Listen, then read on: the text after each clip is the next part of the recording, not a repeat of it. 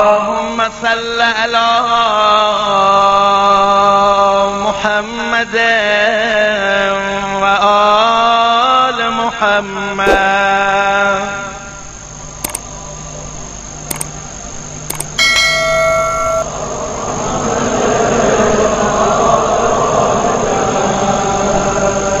اللهم كل ولي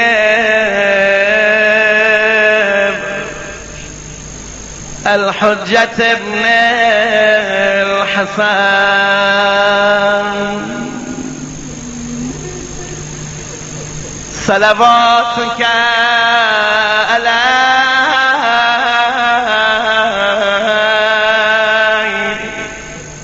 وعلى آبائه في هذه الساعة وفي كل ساعة وليا وحافظا. الهی قربون شما مردم برم،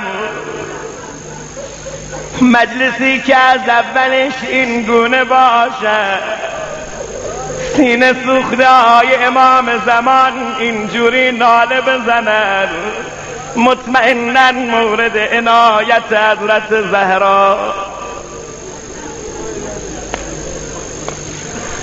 ولیا و حافظا و قائدا و ناصرا و دلیلا و عینا حتی تسکنه ارضک طوعا و تمتعه فیها طویلا. هر کجا صدا رو میشنوی با سوز دل بگو عزیز من، یبن الحسن یبن الحسن یبن الحسن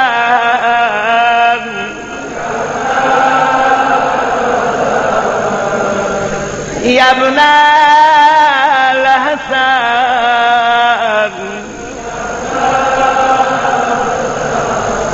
به کعبه رفتم و آنجا هوای کوی تو کردم،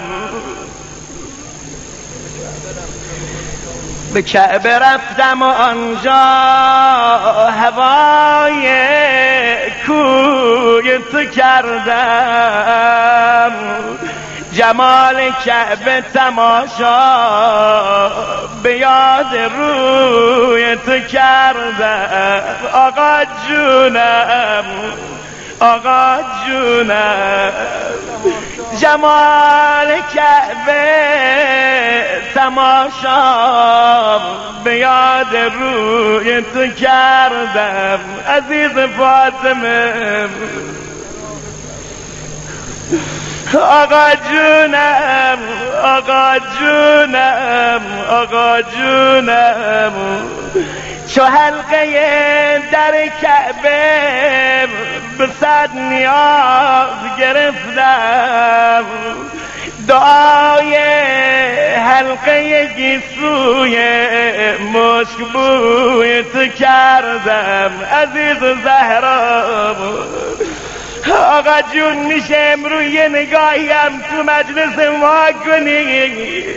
آجون اینا هم دلشون برا عرفات پر میزنه، اینا هم دلشون میخواد یه همچه روزی رو کنار جبل الرحمه می نشستن، عرفه رو زمزمه میکردن.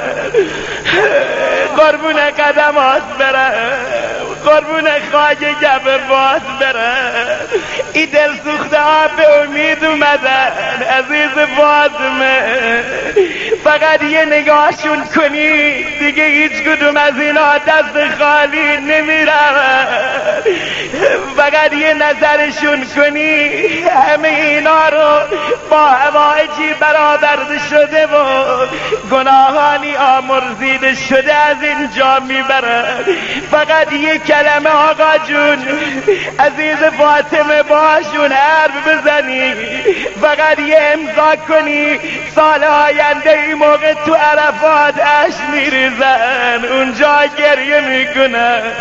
عزیز زهرا آقا جونم، آقا جونم، هر کجا نشستی امرو روز عرفه است، روز آمرزش گناهان است، روز استجابت دعاست.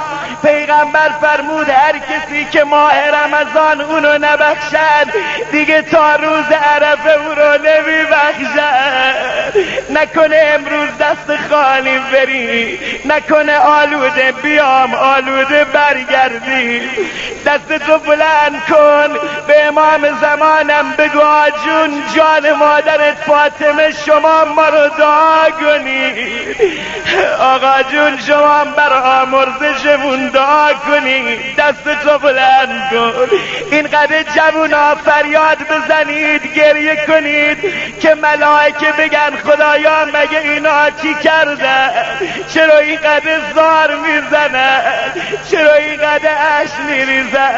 همه بلند 7 مرتبه الهی الان